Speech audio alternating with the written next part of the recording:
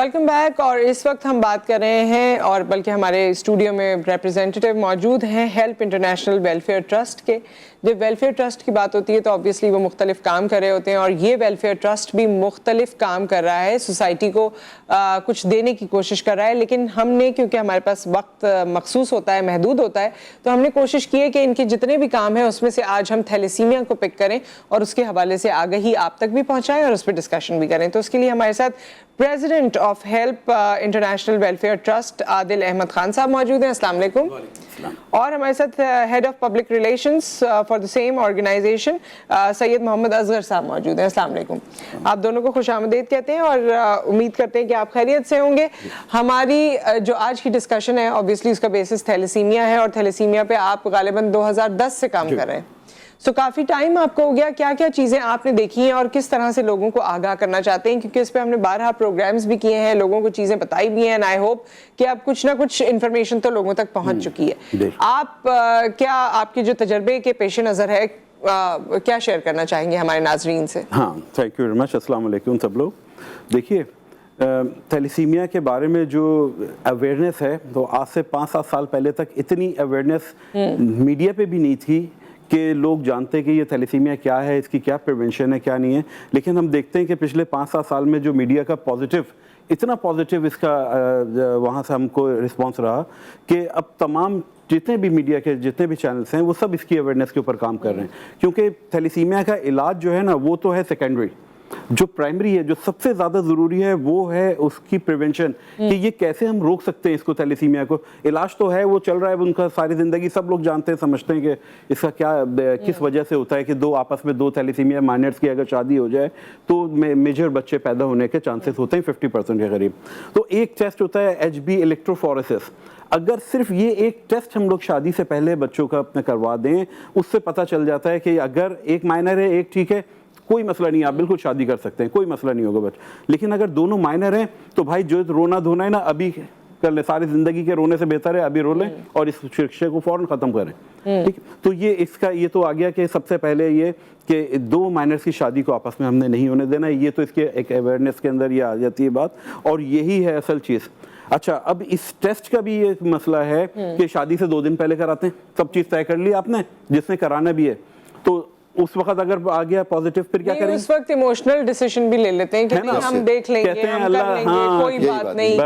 تو یہ اس طرح نہیں ہے, کیونکہ وہ جب ماں باپ بننے کے بعد آپ کی زندگی کی پرائیورٹیز بالکل تبدیل ہو جاتی ہیں, اور اس وقت کی جو تکلیف ہوتی ہے وہ ایسے کسی کو پہلے نہیں بتائی جا سکتی, نہ کوئی اسے فیل کر سکتا ہے. بالکل, بے شک, بالکل آپ کی بالکل ٹھیک بات ہے. اس کا جو بیسٹ ٹائم ہے وہ اسکول کالجز کا ٹائم ہے, کہ اس وقت جو ہے بچوں کو, جس وقت شادی کی عمر میں بچی ہیں یا بچے جا رہے ہیں, تو اس وقت ان کا کالج یونیورسٹیز میں ان کا یہ اسکریننگ ایک ٹیسٹ ہوتا ہے. اور الحمدللہ ہیلپ انٹرنیشنل ویلفیئر ٹرسٹ کی طرف سے جتنے بھی کراچی میں کالج یونیورسٹیز ہیں, ہم نے پوری یونیورسٹیز اور کالجز کو جو ہے نا اسکین کر دیا سب بچوں کو. ہم لوگ وہاں جاتے ہیں, تھیلیسیمیا اویئرنیس کا پروگرام کرتے ہیں, اور اس کے بعد وہاں پہ ان لوگوں کو جو ہے اسکریننگ ٹیسٹ ان کا فری میں پرفارم کرتے ہیں. تو اچھا, تھیلیسیمیا مائنر آپ لوگوں کو ملے بچوں میں؟ تھیلیسیمیا مائنر دیکھیں, اگر آپ 200 ٹیسٹ کرتی ہیں نا تو آپ کو 3 یا 4 سسپیکٹڈ اس کے اندر ملتے ہیں. اتنے ایسا بہت زیادہ اسپریڈ نہیں, بہت زیادہ نہیں ہے, لیکن ہے. اور میرے خیال میں کزن میرج کا بھی تو اس سے تعلق ہے نا؟ جی, کزن میرج کا تعلق, زیادہ تر کزن میرج کا ہی تعلق ہے. اگر 2 آپس میں کزن کی شادی ہوئی تو ان کو ضروری ہے کہ یہ ٹیسٹ کرائیں اس کو, تو اسی سے پتہ چل جاتا ہے کہ دونوں معنی ہو تو اس میں پھر وہ. تو کس طرح سے آپ لوگ جو فیسلٹی پرووائڈ کر رہے ہیں, جس طرح اسکول کالجز میں جا کے ٹیسٹ کرتے ہیں فری آف کاسٹ, اس کے علاوہ ٹرانسفیوژنز میں اور باقی چیزوں میں کس طرح سے ہیلپ کر رہے ہیں؟ دیکھیں, ہیلپ اس طرح کر رہے ہیں کہ ٹرانسمیشن جو بچوں کی ہوتی ہے ہمارے پاس پورے ویک ہوتی ہے تقریباً, صحیح ہے نا. تو ان کا پہلے ٹیسٹ ہوتا ہے بچوں کا کہ اس کو کتنے خون کی ضرورت ہے اور کون سے اس کو میڈیسن دینی چاہیے. اسی حساب سے ٹیسٹ ہوتے ہیں تو وہ بچوں کو پھر اسی حساب سے ٹرانسمیشن کی جاتی ہے. اب اس میں یہ ہوتا ہے کہ ہمارے سب سے پہلے تو ادارہ یہ ہے کہ ہمارے یہاں فری آف کاسٹ ہے, کوئی کاؤنٹر نہیں ہے اس کا کہ 1 روپیہ بھی کسی سے لیا جائے. اور اس میں ایک بات یہ ہوتی ہے کہ کچھ فیملیز ایسے ہیں جن کے گھر میں 3-3, 4-4 بچے ہیں, وہ تربت سے آتے ہیں, تو ان میں ایک ہمارے ادارے میں واحد ایک فیسلٹیز یہ کہ ہم ان کو رینٹ بھی دیتے ہیں آنے کے لیے بچوں کو. ان کی فیسلٹیز یہ بھی ہے کہ ان کو رینٹ بھی دیا جاتا ہے اس کا. تو اس میں ان میں بلوچستان میں زیادہ یہ کیسز ہیں اور انٹیریئر سندھ میں، تو یہی آپس میں کزنس میں بھی اس کی وجہ سے یہ زیادہ. اور یہ آتے آپ کے پاس کراچی میں ہی ہے فیسلٹی آپ کی کراچی میں ہی ہے؟ فیسلٹیز نا ہمارا گلستان جوہر میں سینٹر ہے، اسی وہیں آتے ہیں.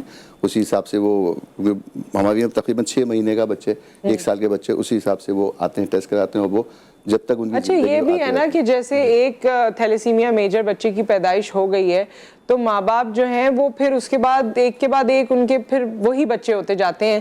اس وقت بھی وہ ہوش کے ناخن نہیں لیتے کہ باقی کسی زندگی کو دنیا میں لانے سے پہلے اپنا ٹیسٹ کرا لیں، ڈاکٹر سے رجوع کر لیں، پوچھ لیں کہ کیا چانسز ہیں آگے. کیونکہ پھر ایک بچے کے ساتھ آپ یہ جنگ لڑ رہے ہیں اور وہی جنگ پھر آپ کو 3-4 بچوں کے ساتھ کرنی پڑتی ہے. ریئلسٹک ہونے کی بہت ضرورت ہے. بے شک آپ کی بات بہت درست ہے، اور اس پہ الحمدللہ اتنا ہمارے پاس زبردست ہم نے پروگرام اس کا اپنے سینٹر میں رکھا ہے کہ اگر کوئی ایک فرسٹ بیبی کے ساتھ ہمارے پاس آتا ہے کہ فرسٹ بیبی ہمارا ہے اور یہ جو ہے یہ تھیلیسیمیا میجر ہو گیا، تو الحمدللہ اللہ کا لاکھ لاکھ کرم ہے کہ اس کے بعد ان کے جتنے بھی بچے ہوتے ہیں وہ سب جو ہے بالکل نارمل ہوتے ہیں. اس کے اوپر ہم لوگ کچھ ٹیسٹ ہوتے ہیں جو کہ پریگنینسی کے ٹائم کے اوپر 10 ہفتے کی پریگنینسی کے بعد وہ ٹیسٹ کا رزلٹ آ جاتا ہے، پتہ لگ جاتا ہے کہ یہ جو بچہ جو بیبی ہونے والا ہے کہیں میجر تو نہیں ہے. وہ اس کا ٹیسٹ ہوتا ہے CVS کا ٹیسٹ، وہ کراتے ہیں. وہ اگر اس میں آ جاتا ہے پازیٹیو تو تمام مکتبہ فکر جو ہمارے اسلامی مذہبی یہاں پہ ہیں ان سے باقاعدہ ان کا ایک فتویٰ ہے کہ 10 ہفتے کی اگر پریگنینسی ہوتی ہے تو اس میں وہ اس کو DMC کیا جا سکتا ہے اس بچے کو. اور اگر وہ نارمل ہے تو بس ہم کہتے ہیں ٹھیک ہے اوکے بس رکھو.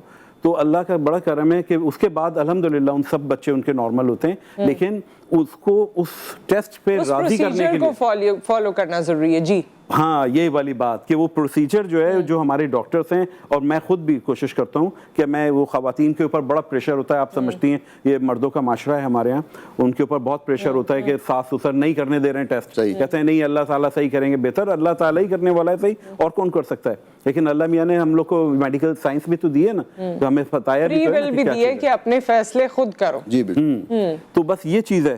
تو ہم الحمدللہ ان کا اس کی برین اسٹارمنگ کرتے ہیں اپنے تمام پیشنٹس کی، اور ان کو اس چیز کے اوپر راضی کرتے ہیں کہ تم شوہر نہیں آنے دے رہا، ساس نہیں آنے دے رہی، وہ خاتون آ کے ہماری ڈاکٹر کو بتا دیتی ہے.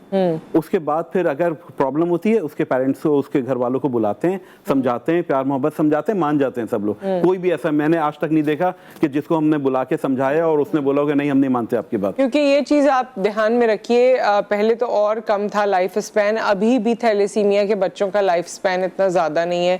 23 سال کی عمر، 25 سال کی عمر، 16 سال کی عمر، 17 سال، اور پھر بانڈنگ آپ دیکھیں ہو جاتی ہے نا. اتنا آپ کا بچہ ساتھ رہ رہا ہے، آپ نے اسے پالا بڑا کیا، پڑھ بھی رہا ہے، جو کچھ کر سکتے ہیں آپ. 16 سال 20 سال 23 سال کی عمر میں وہ چلا جاتا ہے. آپ کے لیے تو آپ کا بچہ چلا گیا، تو آپ یہ ڈیسیژن اسی وقت لے لیجئے. اس وقت بھی مشکل ہوتا ہے لیکن اس وقت لیا جا سکتا ہے. اس وقت تکلیف کی نوعیت اتنی نہیں ہوگی جو بعد میں اٹھانی پڑے گی. تو یہ ہمارے یہاں ایشو ہے. یہ بات آپ کی صحیح ہے کہ لوگ کہتے ہیں کہ اللہ تعالیٰ کریں گے، بالکل اللہ تعالیٰ ہی کریں گے، لیکن اللہ تعالیٰ نے عقل و سمجھ اور اشرف المخلوقات بھی ہمیں ہی بنایا ہے. اور وہ گورنمنٹ کی سطح پہ بھی اس پہ کام ہونا چاہیے جو کہ ہمارے یہاں نہیں. اچھا آپ نے بتا رہے تھے آپ کی کوئی بل بھی پاس ہو گیا ہے؟ جی گورنمنٹ کی سطح پہ اسمبلی میں اس کا بل پاس ہو چکا ہے تھیلیسیمیا کے جو نکاح سے پہلے ٹیسٹ کروانے کا، مگر ایک اس پہ امپلیمنٹ ابھی تک نہیں ہوا. اس میں یہ ہے کہ قاضی کو پابند کیا جائے کہ جب تک وہ اس کا ٹیسٹ کی رپورٹ نہ دیکھیں وہ نکاح نہ پڑھائے. تو یہ بل ہمارے پاس ہے، قانون ہے، بن بھی چکا، پاس ہو چکا، امپلیمنٹیشن نہیں ہوئی. تو اس پہ گورنمنٹ کی سطح پہ کام ہونا چاہیے، اور گورنمنٹ کی ہی سطح پہ ہمیں ایک چانس دینا چاہیے ہمارے ادارے کو اور بھی اداروں کو کہ جتنے بھی کراچی یونیورسٹیز ہیں اور کالجز ہیں اس میں جا کے ہم اویئرنیس کے پروگرامز کریں. اچھا یہ ویسے ہمارے یہاں یہ عزت کا معاملہ بھی تو بہت بنا لیا جاتا ہے نا. دیکھیں کوئی بھی ٹیسٹ ہمارے یہاں کرنا ہے اس میں پتہ نہیں عزت اور ایگو کہاں سے آ جاتی ہے. یہی چیز کہ جی ہمارے بیٹے کا ٹیسٹ کرائیں گے، ہماری بیٹی کا ٹیسٹ کرائیں گے. ایک سمپل اگر بلڈ ٹیسٹ ہے وہ بھی بڑا لوگوں کو چبھتا ہے. یہی بات ہے. ہم نے اویئرنیس میں یہ سمجھاتے ہیں کہ لوگ 15 لاکھ 20 لاکھ روپے شادی پہ خرچ کرتے ہیں، 1000-1500 روپے کا یہ ٹیسٹ ہوتا ہے. اگر یہ کرا لیا جائے تو کوئی اس میں ایکو کی بات نہیں، مگر لوگوں نے اس کو ایکو بنائی ہوئی ہے کہ ہم ٹیسٹ نہیں کراتے ہیں. اور یہ اس وقت جو حالات چل رہے ہیں, جو بچے کا اضافہ ہو رہا ہے, تو یہ ہر جگہ پہ ضروری ہے کہ شادی سے پہلے اس کا ٹیسٹ ہونا چاہیے. اچھا عادل صاحب ذرا یہ بھی بتائیے گا کہ کون کون سے مراحل سے ایسے بچوں کو گزرنا پڑتا ہے تاکہ اس تکلیف کو جو لوگ نہیں جانتے وہ ایک بار پھر سن لیں.